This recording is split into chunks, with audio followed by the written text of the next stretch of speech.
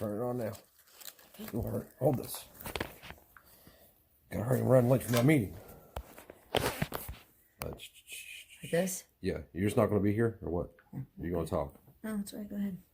All right. I don't know what the fuck I would even say to I don't either. go the other way. You're just gonna be rubbing all over us.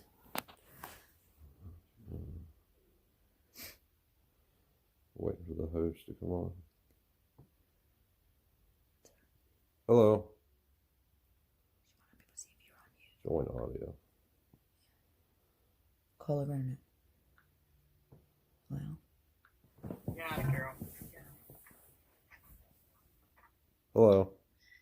So where are you, Emily? Are you in town? I am in town. I am in my office, and I have a very special person with Start me. video. Oop, I yeah. can turn the camera Okay. on. There he is. Charles is here, and he Hi. just brought I me can't see you. dinner. I should do that. So I'm going to be chewing in the background. I apologize. I can turn my video off, or you can watch me eat lamb chops. Oh my goodness. Yum. Goodness. Welcome everybody. As I was just putting in the chat, please get yourself a piece of paper and a pen so you can play our trivia game tonight. Yes. Hello. Hello. Can y'all see me? We see you. I'm We a- hear you. I'm on my phone, so it's kind of hard to. I can only see you speaking, and then I see myself in the corner. I'm not familiar with. I'm not familiar with the internet at all. Oh, David, you can swipe left or right. I forget which it is, and you can probably get a choice of seeing the whole group or just one person. Okay. Try that. Oh yeah, There. Hi, Anna. you're correct. Did you do it? I did. See, we learn something every time we come to a mom's meeting. Well, I'm not a mom. I am a father though. But there's no groups I can find for fathers. Oh, we'll take you. We're mothers and others, David. Where are you from? Cincinnati, Forest Park. My wife's a mom. My wife's a mom, obviously. She's a stepmom. Yeah. Good. So I'm putting out this is the first time I've done this, is we're putting out a poll. Can everyone see it? Mm-hmm. This is a question like what brought you to tonight's meeting. It's a one question poll. We're trying to get an idea what works best, the way we communicate to you about our meetings. I thought I messed up, so I clicked other and just hit submit. I thought I did something wrong. I'm sorry. Can't do anything wrong in a Mom's Demand Action meeting. We're very informal. 7:03, we'll start at 7:05. We have several people registered, and some people have trouble getting on. Julie Womack just texted and said she didn't have the link. Hear that, Dana? No, I didn't have a link, and I know Can you hear me? It's Dana. Yes, we hear you. I can send it to Julie. She had two separate emails registered, so I guess I'll send it to both. Okay. Julie Womack. Okay, try again. Sometimes I don't find it either, and I forget what to look under. I think we're going to have to work on what words we use as we send out these links. Yeah, this is Anna Albee. I kind of had to go back to my email too. Is there a way when you set up the confirmation and there's that button that says like add to calendar to make that function include the link? Yes, it should be included. That mine was like that. Mine wasn't, weirdly enough, but Doesn't okay. say see notes. Sometimes, yeah, on the calendar you scroll down and mine says see notes, and then that's where all of it is. But I don't know. Mine says add to calendar, add to Google, add to Yahoo. Yeah. Yeah. And then it kind of throws everything in there on the note end of things. But you know what it doesn't do? It doesn't have the words Cincinnati Moms Demand Action. You know, it has it as a link, so there's no spaces in between. So that might keep people from being able to find it when they when they do in the search bar. So we'll take a look at that. I hope that's not why our meetings have been, a little lower in attendance lately. We'll give it a few more minutes. There's Julie. Hello. Donna, I'm going to sign out and sign back in under my own name link because I can't see the polls logged in this way. Okay. So I'll be right back. All right, we're going to start in 1 minute, everybody. Hi, for those of you who have just signed in, please get yourself a pencil and paper. A pencil and paper for the contest? That's right. I'm following. And we are going to start. We've got our legislative leads. Welcome to Cincinnati Moms Demand Action meeting, everybody. We have a monthly meeting, and this time we're going to have a little fun and play a little trivia, have some prizes. And but before that, we're going to start off with a legislative update. Right now, as you know, we're in what's called lame duck, and that is when in between whoever lost and whoever won in the legislative arena. We'll talk about what happens at lame duck, right? You know, in our trivia game, actually. But is it Heather or Julie who will be updating us, our legislative leads? Heather, do you have a good? I'm sorry, I've had a really long day, so I'm not very prepared here. I mean, I can riff, but we can tag team maybe. Yeah, that sounds good. I figured our update would be in the quiz, but let's see. Without giving away Heather, any it will be answers. It will be in the quiz as well. So yeah, do what you want and then do the rest later. Okay. Well, without giving away any quiz answers, I can just say that there's a lot going on in lame duck. At the end of this session, the slate clears, so there's a massive rush to push through some things that we need to take action on. So we're if your email boxes have been filled with emails from Lisa, our state lead, and from Julie and from myself, we're sorry. It's not our fault. Just trying to keep you informed of what's going on, and this is when we really need a lot of help. So this week particularly, we have stand your ground both in the House and the Senate that we need to take action on. There's several different ways to do that. Julie, correct me if I'm wrong. So we have Senate Bill 383, which is stand your ground in the Senate. It is passed committee. We expect that it may go up for a full Senate vote on Thursday. So call your Ohio senator, and you can also call Governor DeWine and encourage him to veto this should this pass and head to his desk. We're also asking that people email all their friends, any friends who might be interested in making the call themselves, to please do that as well. And then it's got a companion bill in the House, so these things are moving in tandem at breakneck speed. So we have the companion bill in the House, which is in committee, but we believe it has a hearing and may be voted out of committee tomorrow. So you can also call your state representatives and tell them what a terrible idea this is. There's lots of information on the Everytown website. If you want to arm yourself with a few facts before you pick the phone up.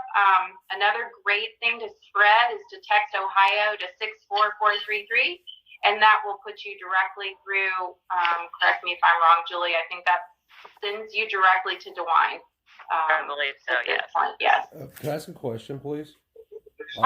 I'm not familiar with these bills at all. What's wrong with the bills? I'm not. Right. So we're going to address that in our quiz a little bit.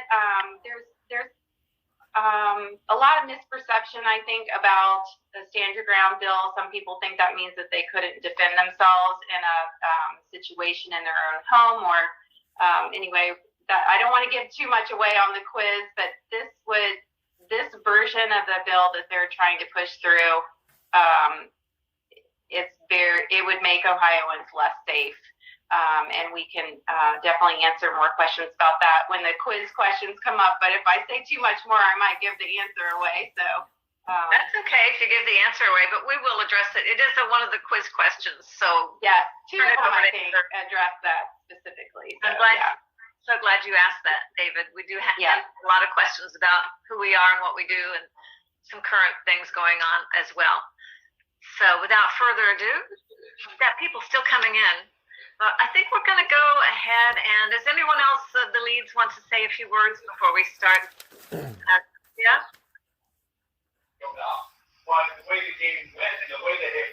Okay. You might want to just mute yourselves while we start the game. And so I can share my screen. Go and mute yourself.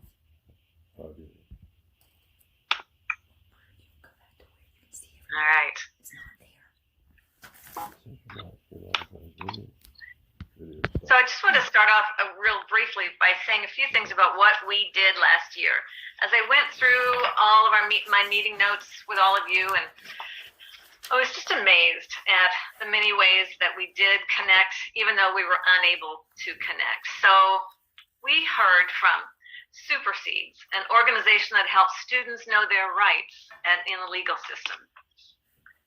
We showcased a photographic art exhibit by children who have been affected by gun violence. We played legislative bingo, having fun while taking important step-by-step approaches to activism. We figured out how to meet in Zoom meetings. We learned the value of writing letters to the editor, and we wrote them. We learned how things work in the Ohio State House. We heard from the head of the Cincinnati Art Association about the healing experience of art. And we honored our survivors, learning about their art. Jamie Gutenberg's dancing, Margaret Long's hands-on crafting, and survivors all over the country who are creating healing gardens. We learned from experts how to use social media to spread our message. We wore orange proudly and decorated our homes, cars, and colored our hair to draw attention to the epidemic of gun violence in America. And we flooded social media with it all. We welcomed elected officials and gun sense candidates to our meeting, and we tabled at community events in West End, Millvale, and Evanston and Carthage, where gun violence is rampant. We made connections with people working in those neighborhoods. We obtained $40,000 worth of grants from Everytown for Gun Safety, our parent organization, for our community partners. We were a sponsor at the virtual Festival of Faith. We learned about the staggering statistics of suicide by gun, especially during a pandemic. We heard survivor stories and learned about the national programs available to our survivors. We dropped gun sense candidates literature all over town. We phone banked in the daytime and nighttime. We wrote postcards to voters and called our legislators. We connected Cincinnati's City Council and its police department to Everytown for Gun Safety, who shared Everytown's solutions to gun violence. So, give yourselves a pat on the back if you were any part of that, and if you're part of our group, you were a part of that. So, okay, let's start our fun trivia game. Raise your hand if you're not quite ready. All right, good. So, number one, there's 15 questions, by the way. Number one, the prominent statement on the National Moms Demand Action website is A, not one more, B, together we will end gun violence, C, take action today, or D, a chapter in every state. And don't shout it out or anything in case you're not on mute. Just write down A, B, C, or D. And then keep your score, because I'm going to tell you the answer after every question, okay? And the answer is B. Together, we will end violence, gun violence. So while all of those statements are so important and true, the prominent one is together we will end gun violence. And the next prominent button, if you've ever taken a look at that site, is take action now. So, because that's what we do. Question number 2.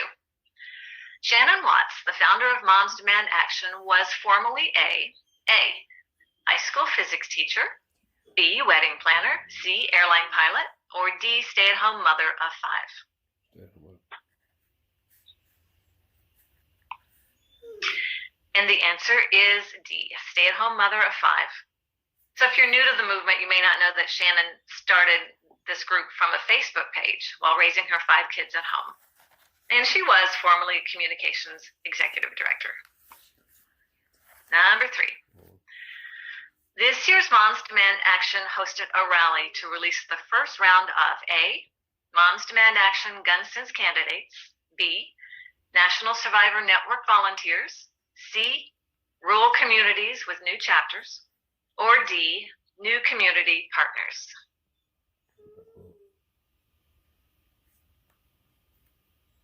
All right. right, the answer is, while it's true that we are seeking to reach out to survivors constantly and start rural chapters and work with as many community partners as we can, in 2020, Moms Demand Action placed an emphasis on electing gun sense candidates, people who have gun sense in mind. All right, number 4. What Southwest Ohio gun sense candidate did Moms Demand Action help re-elect? A, Representative Phil Robinson. B, Jessica Miranda. C, Nan Whaley. Or D, Representative Casey Weinstein.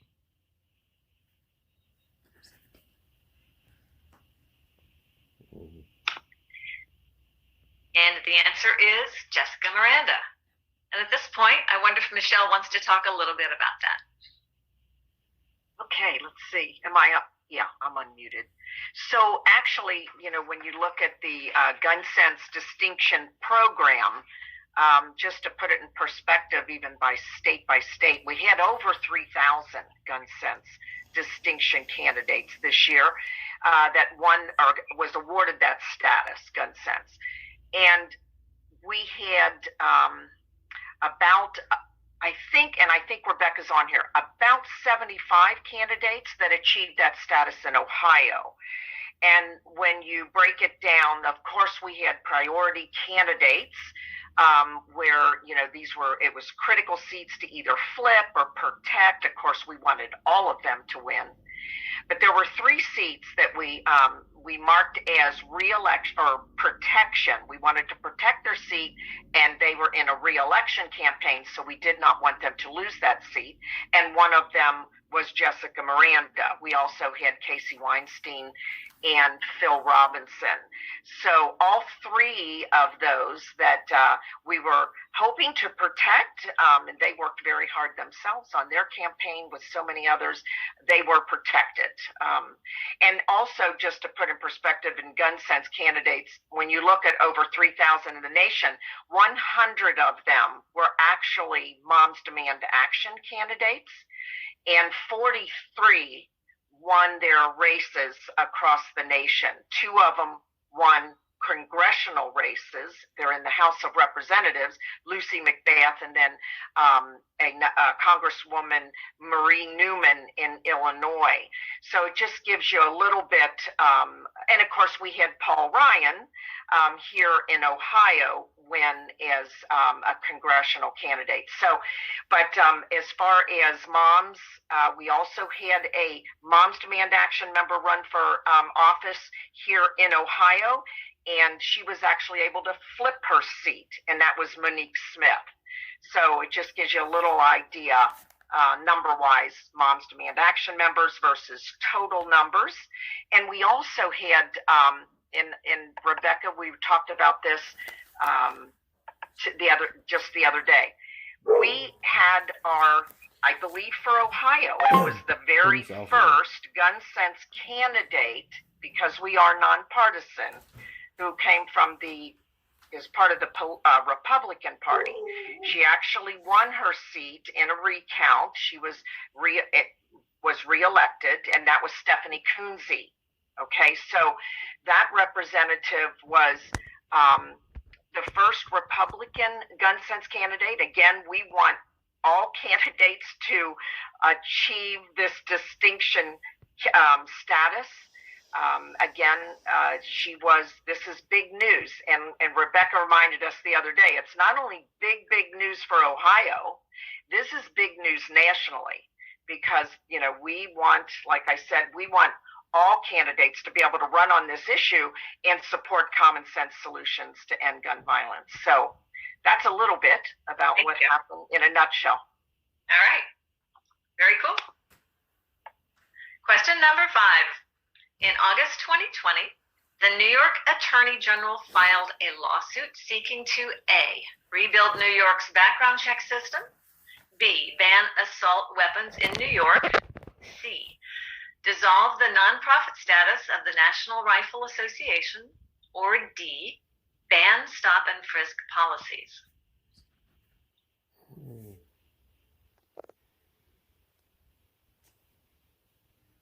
And the answer is Fuck everybody. C. dissolve the nonprofit status of the National Rifle Association.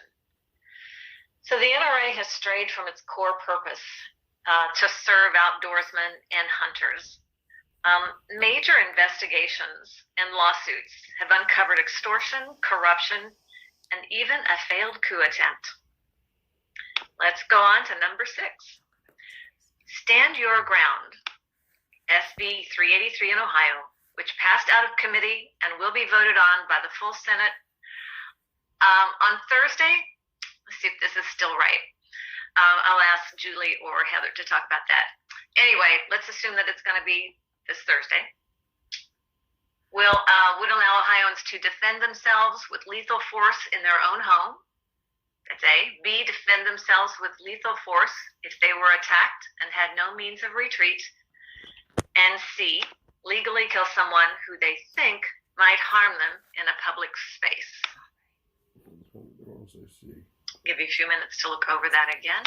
Yeah. Not a few minutes. That's right. It's probably B. And the answer is C. Legally kill someone who they think might harm them in a public space. And at this point, I will let Julie or Heather speak to that. I'll speak because I threw Heather under the bus earlier. So the Stand Your Ground bill, which the question is, the difference between normally in self-defense, if you can safely leave the scene, then normally under Ohio law, which has been the law for a very, very long time, there's a duty to retreat.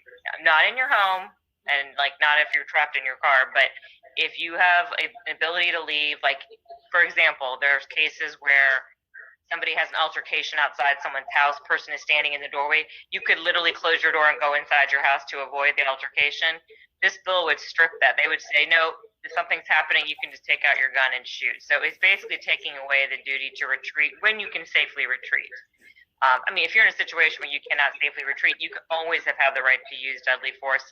But this bill and some of the companion bills have so many problems because it's taking away a duty to retreat when you could do that.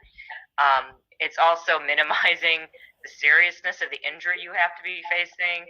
Basically, what we're calling this bill is shoot people who make you nervous. So there's also a very, very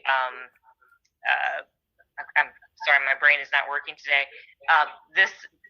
This type of bill also makes it is much more dangerous for people of color, just because people tend to perceive them as a threat more easily. So you're in a public place, you suddenly feel threatened by someone, and it basically is allowing people to shoot to time where everything that they think that they want to ram through just gets shoved in December because people aren't watching, and some of these legislators are not coming back. They've lost election or they're retiring, so it's just a time to watch because there's just not only gun violence bill or gun related bills, but there's just some really extreme legislation. So it's a good time to pay attention. Thank you. All right, number 11. What's the best way to contact our legislators? A, a phone call, B, an email, C, snail mail, or D, camp out at their home?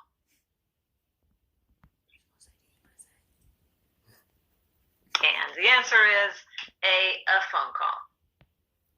But they're saying all these things to give you ideals. Number 12. Once you submit testimony on a bill, it, A, is seen by all the committee members, B, lets the legislators know that the public is aware of the bill, C, must be resubmitted when there is a hearing in another committee or branch of the legislative body, or D, all of the above.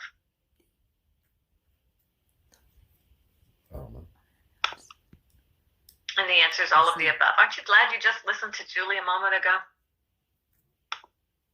Number 13. Ohio votes about 45% Democrat versus 55% Republican. What percent of seats do Democrats hold in U.S. Congress and the Ohio State House? Letter A is the same as the votes. B, 25% in U.S. Congress and 36% in the Ohio State House. Or C, 35% in U.S. Congress and 38% in the Ohio State House. About the same.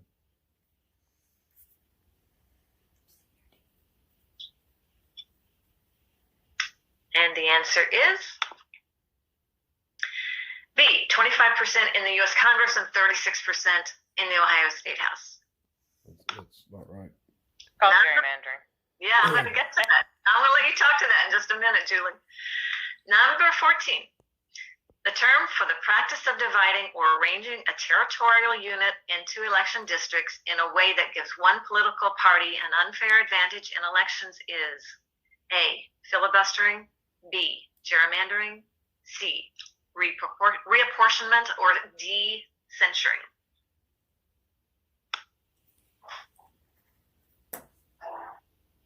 And the answer is, tell us about gerrymandering. Gerrymandering. Sorry, I didn't mean to jump the gun there on that one. You're cool? I shouldn't say jump the gun in. That's the word. I'm so sorry. Gerrymandering is basically how districts are drawn, and the party who's in charge every time we have a drawing of districts, which is every 10 years, which is going to be this year, it gets to set the districts, so congressional district, state level seats. And what they do is they draw districts that are better for their party. So that is why you will see some crazy districts like Jim Jordan, who's a congressman. His district is shaped like a duck. There are districts that stretch almost from like the west side of the state down to like the south part of the state. They just try to incorporate neighborhoods with more of their voters. And so what that does, though, is it makes it almost impossible for some people to be elected out of a district.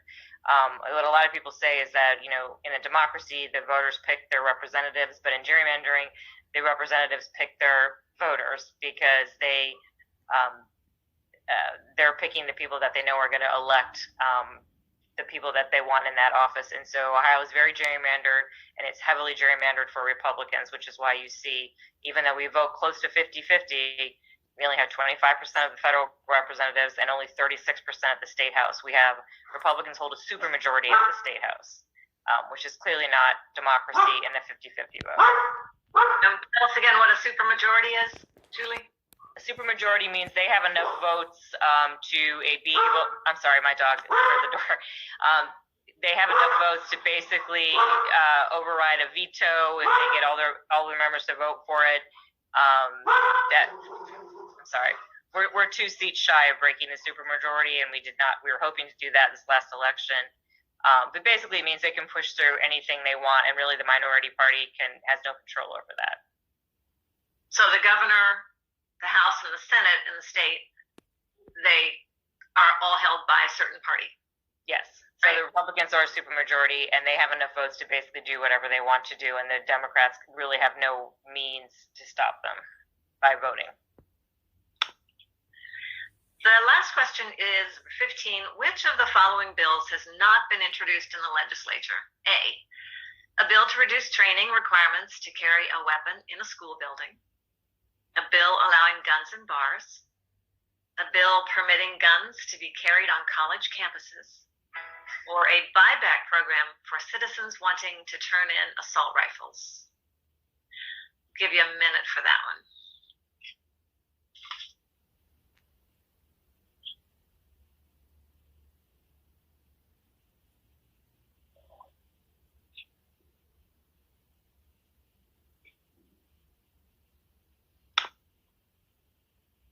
Okay, here comes the answer, folks.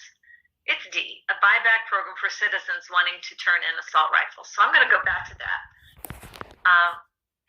These other bills have been introduced. Guns in bars, reduced training requirements to carry a weapon in a school building, and permitting guns to be carried on college campuses. That was it. Good job, everybody. And I'm going to have to get some. Michelle, can you help me count people who raise their hand to say they got all 15 right?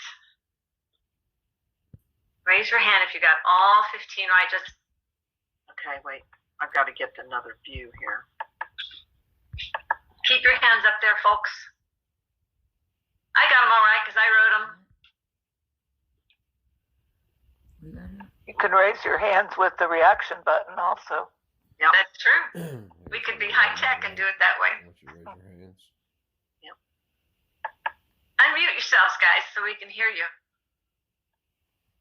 It's time to have a little conversation. What do you see, Michelle? Oh, why'd you go back there? Okay, so you know what? I'm just screen. I'm viewing, but I only see 6 of you. Wait a minute. Here we go. I believe I saw 3. Did you see 3? Let's see. Raise them again real quick. I think it was. Let's see. All right. I'm counting you, Donna. 1. Wait a minute. 2. All right. For some people, we can't see, can we? 3. Yeah, I don't see unless are they putting hands up in there and by the participant.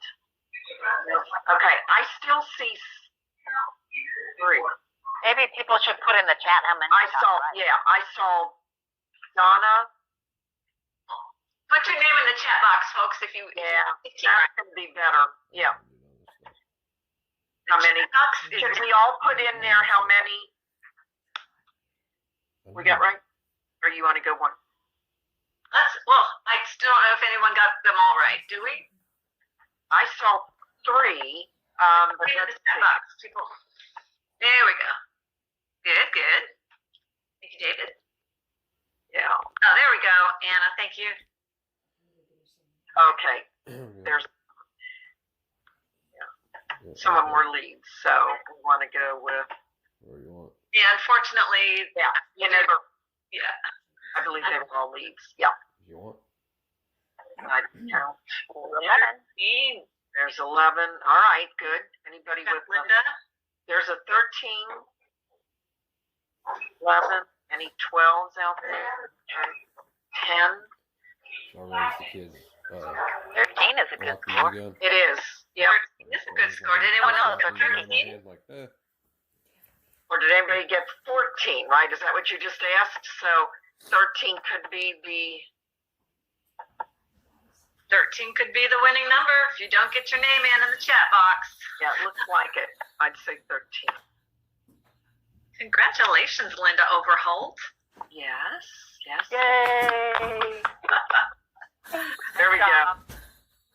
All right. What you have won. Oh. If you can see this, it's a beautiful, big old carry bag.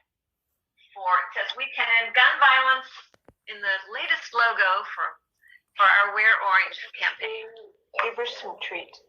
And I know where you live, Linda, so I'll be driving that out to you tomorrow. Okay. I won't be home, but. Hey, I want you to stick around. We've got just a few more things, and then after that, the leads will stay on for a few more minutes after the meeting ends if anyone has questions about anything, or if you just want to sit and talk.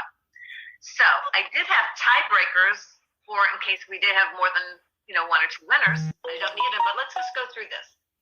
Our outreach lead, Jill Bowman, has made a connection with the food bank. Certificates and IDs for people. They help them with their budget. They help them with housing. They help them with counseling. They help them with clothing, getting clothing for jobs. I mean, they just do a ton of work. So this was certainly a win-win organization to pick as our virtual food drive. And so Jill worked out with the free store our own link. And if you click on the link that I'm putting here in the chat box, and I'll also give you a follow-up email with this link, you have the opportunity to donate $5, and you can multiply that $5 donations. Once you click on it, you'll see you can multiply it and give as much as you really want. But it's nice because it will say it's from our group, and that'll help us make connections as well.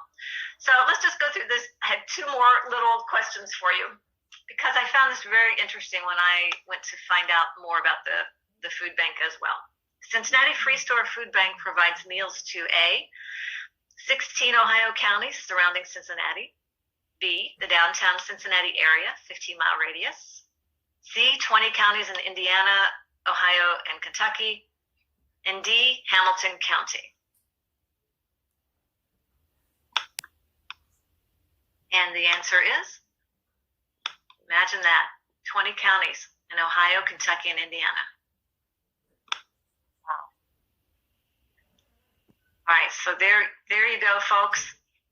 Please consider making a donation to the food bank on behalf of Moms Demand Action.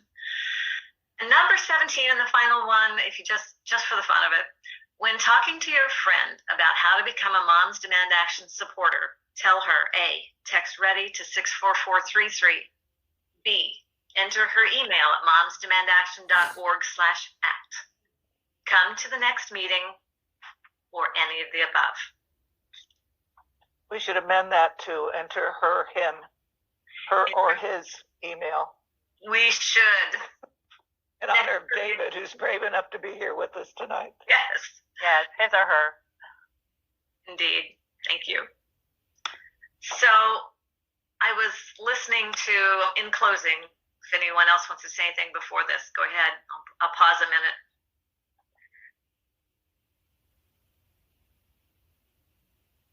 So in closing, I just wanted to say the other day I was watching a TV show about Ken Burns, the documentary producer who does a lot of things on public radio and public TV. And they were asking him, what is his next job? And he came up with something that was so inspiring to me, I wanted to repeat it tonight. And he said, it's my job to be courageous. And I thought, man, that nails it. That's going to be my mantra in 2021, because the more courageous we are, I just think the better off the world's going to be. And we're going to be slapped down, we're going to be hit down, we're going to be pushed back. But that's not for us to deal with. It's just our job to be courageous. So thanks everybody for coming tonight. Thanks for staying with us and staying the course. And enjoy your evening. Have a happy holiday. And again, good night. And please come back to our next meeting and stay for a little bit longer if you'd like to chat.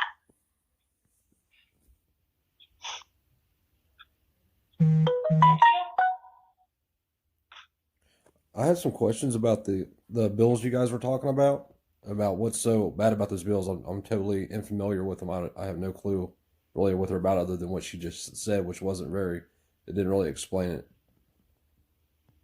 Okay.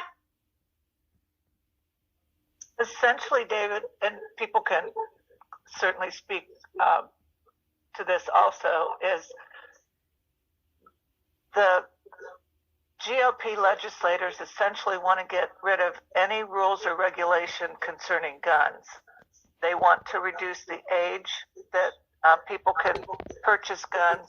They want to reduce or eliminate training needed. You know, when people buy a gun now,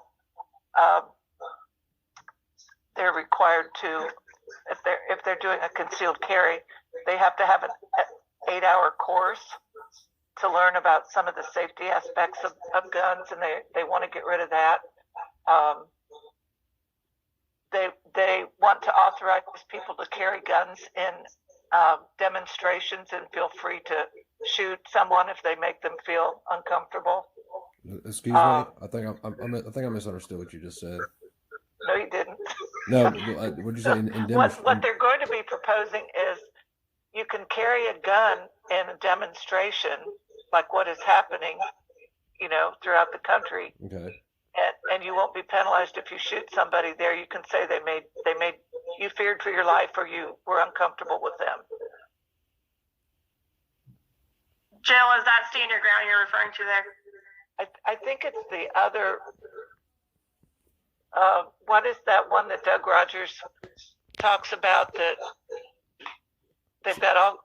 They tried to make it sound like you couldn't pass on an antique gun to, like an uncle couldn't give an antique gun to a nephew, but they put all kinds of crazy wacko stuff in that bill, like you can shoot at a demonstration type thing. And I forget the number of it, but they're just trying, those legislators which answer to the gun lobby as opposed to evidence-based research data that proves what works, like background checks work, closing the gun show loophole. You know, all guns need, when you buy a gun through a licensed dealer, it's registered, the word I want to use. Could I answer some of the questions? Yes, please do. David, I'm a competitive shooter. a match director, NRA member, gun collector, and I've been actively involved with moms. And what's been happening, and what you have to understand is that with the moms group, a lot of what goes on is people that don't own guns. So sometimes they don't know the terminology that you and I would understand. But with the Stand Your Ground, the bill that's being proposed right now is, as you know, in Ohio, if you can retreat and back away from a gun situation, then you are required to do so. But this new law that goes in takes that away and says you don't have to retreat. Somebody just has to make you feel uncomfortable. Uncomfortable is the word the uncomfortable is the word they use. I believe it's that you have a reasonable belief of physical harm, so not serious harm or death, but just it's reducing the level at which. I guess my question would be, what justifies that? I mean, if my wife like has a firm belief that she's going to be raped, but she can retreat, or somebody's wife, and they have an option to stop it or run and then get raped anyway. I mean, like, is that something you really want to be I mean, is that something you really want to be 100% against? And I understand it has a lot to do with probably the wording of it. I haven't read it. I probably should have. I didn't even know about it until just now. But I mean, I think maybe if I don't want to speak incorrectly here. I think if you're focusing on your definition of what, whatever terminology they use is, rather than relying on the courts to determine that, if somebody walks up and says boo and gets shot in the face, yeah, there's a clear problem there. Like 100%. We'll say there's a clear problem there. If somebody, some man threatens my wife to the point that she feels there is a physical threat, do we expect my wife to try to run if she was to have a fire? I'm using David, my wife as an example. pop your email in the chat, and we'll send you some information on the bill as it's written in Ohio. All right, we'll do. David, actually Ohio already has, whether it's your wife or myself or you, we already have a self-defense law, the Castle Doctrine, and when you look at that version of the Castle Doctrine, it actually does have it's not a clause, but the meaning of it says, if you feel your life is in imminent danger, you absolutely have a right to. Really, what they're asking, they're like expanding it, okay? But we already have technically what they really what they believe in. If your life, it's your home or you're in your car, but if you feel your life is in imminent danger anywhere, okay, yes, you have a right to defend yourself. So really, there's, the Castle Doctrine has worked so well, really, in Ohio and probably other states that have self-defense laws, but Stand Your Ground does go further on that interpretation, and that is just a phrase, anyone that maybe makes you nervous. It's a judgment call, there's no doubt about it. And if you do go to the courts, right, Betsy, if you can prove if your life was in imminent danger, then you do have the right already under Ohio law to defend your life. Right. And if it even means, deadly force. Okay. But legally, what this new law does is it takes away, a lawyer could go in and say, well, yeah, he could have left, but he thought his life was in danger, and rather than leaving, he decided to shoot the person. Of course, the person who's shot many times is dead and can't give the other side of the story. Right. This puts the burden, right, Betsy, and everyone onto the prosecution. And the only witness that can probably, right, Jill, help him understand what happened is usually dead. Right. David, another thing, research has shown that states that have stand your ground have an increase in homicides rather than a decrease. It really doesn't. Based on that, though, what is the if there's an increase in homicides, what is the crime level? You know, when there's a stand your ground law, does the crime level reduce? Does it go up? They're talking. Do you understand my Not question? necessarily. I mean, if you know, because I know I did read an article, actually two of them, because I researched it, and when Ohio got concealed carry, violent crimes actually went down by almost 50% overnight. It said. I'm only asking. I'm only asking because, like, Do you know what? If you go on Everytown's website, yes, ma'am. everytown.org, they have a lot, or everytownresearch.org. Yes, ma'am. They have a lot of data there that you can look at. All right, I'll do that. And they make it really easy to understand. Okay. I'll definitely look at that. Yeah. David, how did you find us? And we're glad you're here. Thank you. My son was murdered last year in Amelia in a double homicide, and then oh goodness, there's just really nobody to talk to. You know, he's 20 years old, and the law says that, you know, my son is a real, you know, he's a really good, like a great shooter. I mean, like great to the point that if he would have, you know, he died 12 days before his 21st birthday. If the law didn't say that 20-year-olds are old enough to go to war but can't carry a firearm, he would have not only saved his own life, but his friend was also murdered at the time.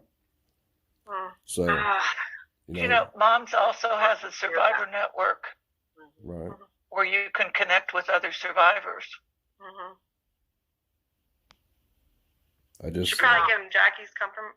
You can get information. That's a good point, Joe. You can get that information a little bit about, or a lot about, what the Survivor Engagement Network is if you just text the word, is it honor or survivor, to 644. And you can go on the national website also, you know, everytown.org or momsdemandaction.org, and there is some information there. But if you really even want to talk to somebody, they'll connect with you. All right, thank you. Like Jill said, yeah. Moments that survive is another thing you can Google and look at, and those are stories of incidents like yours, unfortunate stories. We have been in this movement for 8 years, David, and we every time we hear of just one incident like this, our hearts just cry, and we're so very sad to hear about your story. I'm so glad that you joined us tonight, and hope that you come back. Oh, I will. David, did you say you were from Amelia? No, Forest Park. That's where my son was murdered at, was in Amelia. But I mean, with 400 million firearms, you know, my father told me growing up that, you know, laws were created. How do you say it? Good men don't need laws and bad men don't follow laws. I guess the thought behind that is that criminals wouldn't be criminals if they followed laws. So how do we, with 400 million guns, at least from where I read about in the United States, you know, people are either good or evil. If you know, I'm not going to, just like what you mentioned about the stand your ground law. I think if somebody carries a firearm, whether that's legal or illegally, they have their intent. I'm sure that maybe they draw a line. Sorry, that's my phone ringing. I don't like the idea. I don't like the idea. The United States has more guns than other developed countries, and we have, I forget, is it 25% more? Right. More deaths by guns than other countries. Is that death by guns or murder by guns? I think that includes suicide too, right? It does include suicide and unintentional deaths. And unintentional deaths, right. Oh, okay. But right now, and if you try to negate laws saying they don't help, why have speed limits? Why have laws against burglary? And I mean, you've got a certain percentage that's not going to follow the law, no matter what. That wasn't what I was implying. That all laws should be negated, but I think it's just dangerous if we're on, you know, something like a threat is subjective. You know, it's what may not be a threat to me may be a deadly threat to you. The problem isn't that we're subjective about that threat. The problem is that there's a threat at all. Does that make sense? There's no reason for a person to be threatening either one of us. I'm going to do more research into it and see like what happens with the gun laws, and you know, whether more guns equals less crime equals, or less guns equal more crime. I'm interested about all of it. I find it. I don't want to sit. Yeah, every town research for prohibited buyers to get guns.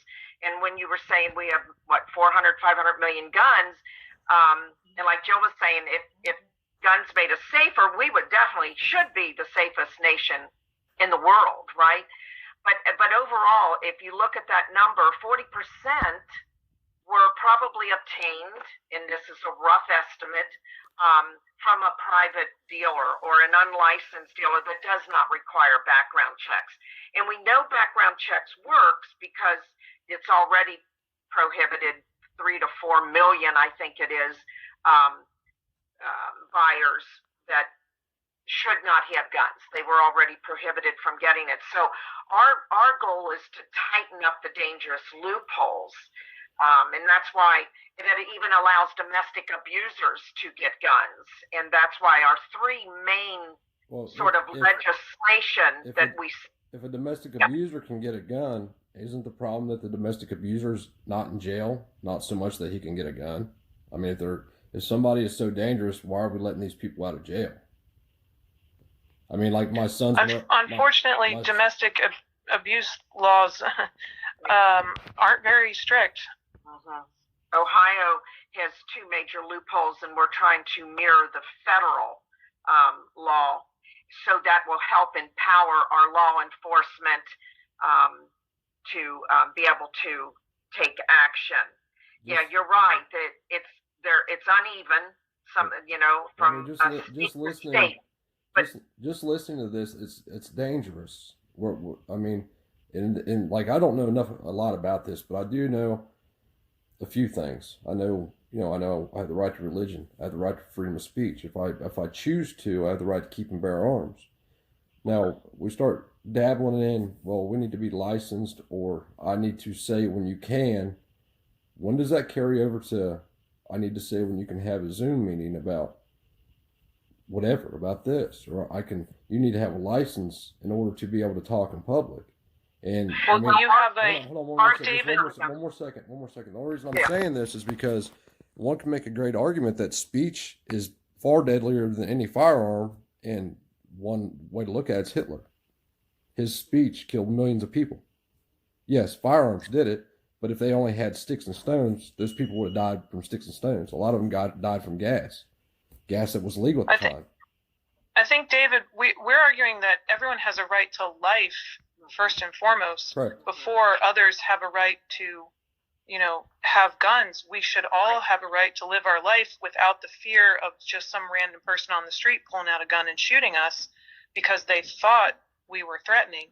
So I think if we go upstream to your situation, if we could have somehow prevented that other person from having a gun and being there to shoot your son, that is what our goal is. Our goal is to make it harder for anyone to get a gun, that situations don't even happen.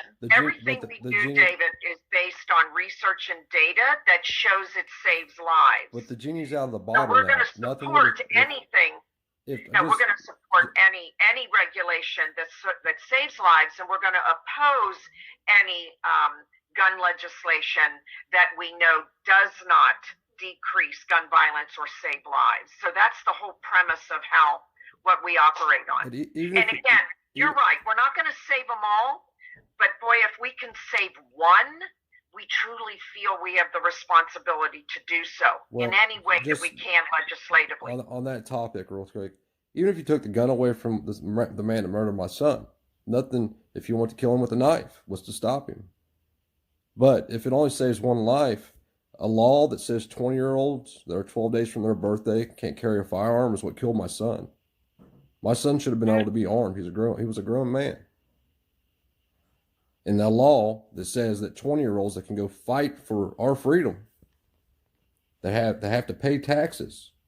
that can go to jail couldn't carry a firearm to protect himself. And he would have saved not only his own life, who he didn't want to hurt anybody, he didn't have no ill will, could have saved his friend's life that was murdered with him.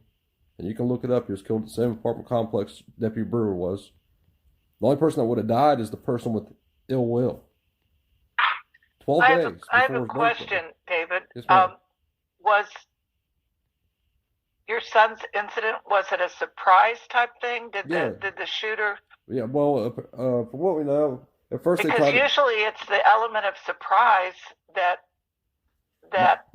makes someone with a gun not able to use it. My son from concealed until shot on target was 1.09 seconds. He was super fast. That's like people that are twice his age with years and years of practice. I'm sure the NHRA lady, is she still here? I can't see. He's here. Yeah. Yes. That's super fast, and she can tell you that. So, you know, and I understand. But even police officers that are highly trained. But police officers aren't really highly trained. I have a brother that's a police officer, and depends on the department. Yeah, it may. I don't know. I was only curious, but you're not gonna. The problem, you know, what she said, if we could take that gun, if you would remove the gun from the situation, there's still a likelihood my son would have died. And there's a likelihood he would have survived because it's a lot harder to kill someone with a knife than a gun. Well, we don't know, though, because he's dead, because there was a gun there. I know, and we don't want guns to be in situations like that. But there's 400 million guns in the country. How do we take those? How do we get rid of those guns? And then you have people that are so, you know, no pun intended, gung-ho about firearms because it's their right.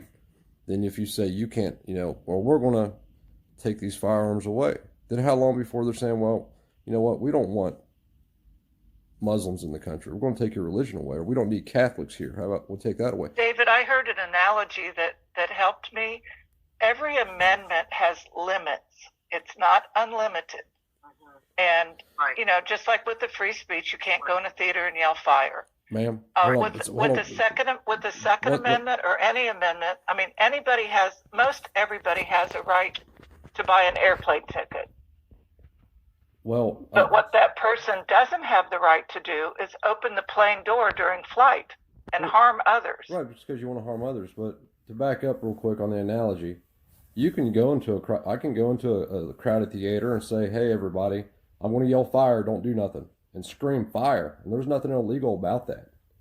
Now, if you're yelling fire to a call of action, intimidate, or threaten or whatever, the call of action, you can't do that. The call of action. You actually can't. There's a whole Supreme Court case about that. You can't go into a crowded theater and scream fire to cause a panic. Right. Hold on, ma'am. Hold on. Let me finish this real quick. That's not what I said. You said that yelling fire in a crowded theater is a limitation to your First Amendment rights, but it's not. I can go into a theater, crowded theater, and say, "Hey, everybody, there's 500 people. Hey, all 500 people, I'm going to yell fire. Do not move." Scream fire. If nobody moves, there's no limitation to my First Amendment. The limitation is the call to action. Yelling fire when nothing's happened and then people get trampled on the way out and sitting back and laugh about it. That's the limitation. You can't make a call to action like that. So I'm not sure that I agree with there's limits on a right. You know, God granted me my right to praise him. But when somebody says, well, Catholics are a little dangerous, I find it, we're dabbling in waters that, you know, could get dicey down the road. I mean, you look what's going on now with this COVID thing.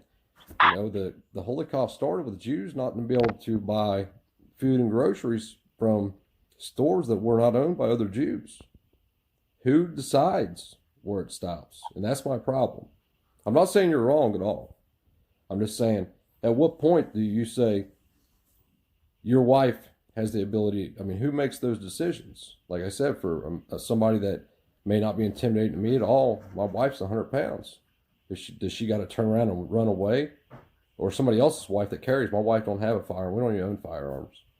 But if my wife did carry a firearm and somebody was intimidating her in a dark alley, but that she can turn around and run away, now does she got to run away? Or no. But why? She doesn't have to. No, the cancel doctrine doesn't say, you know. But earlier I heard that you have to run away. I know that. It's just that if the situation is imminent danger to your life. No, she absolutely does not have to. But the lady said earlier, you have a duty. You wanted to have a duty to retreat. But you can safely retreat.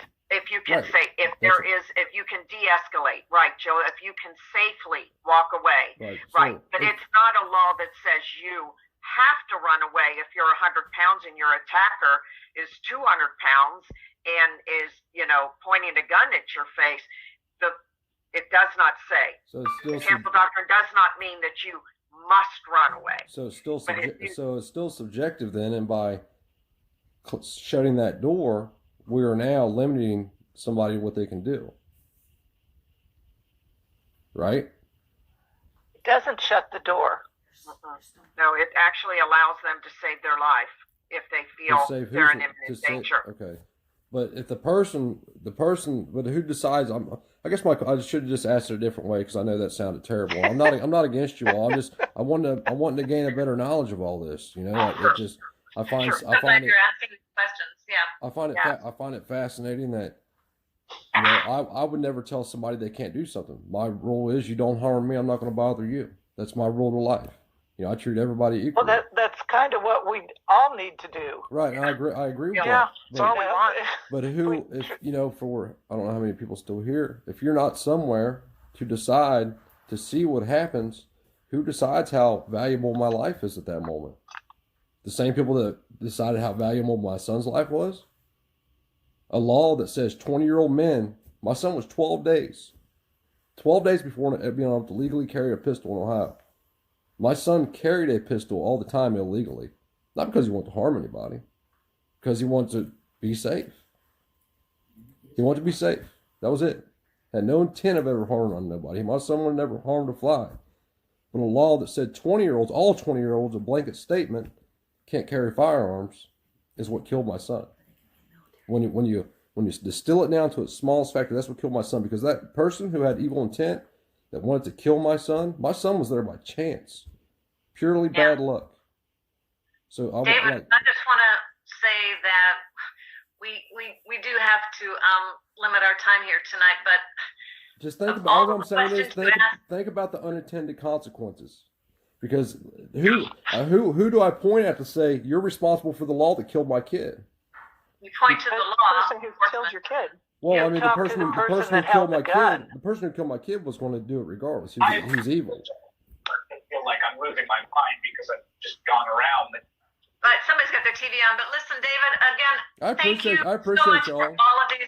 Thank you for all of these questions. It's really made us think outside the box. We have someone question the things that you've done for us tonight, and it's been very helpful to have you. I appreciate y'all. Like I'm not against you. I mean, I'm with you all. There needs to be a lot of reform. We hear that.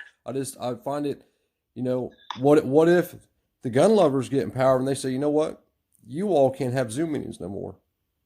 Well, that's not going to happen because that's not the issue at hand. No, I know that. I know that. I'm just saying. We are going to have to close this meeting. The unintended consequences could be worse than what people think. Think about everything you do because the unintended consequences check out the will research. hurt people. I will. Definitely David, will. Will you let us send you some material so that we can let you we'll do. study and then come back to our meetings again in January? I definitely will.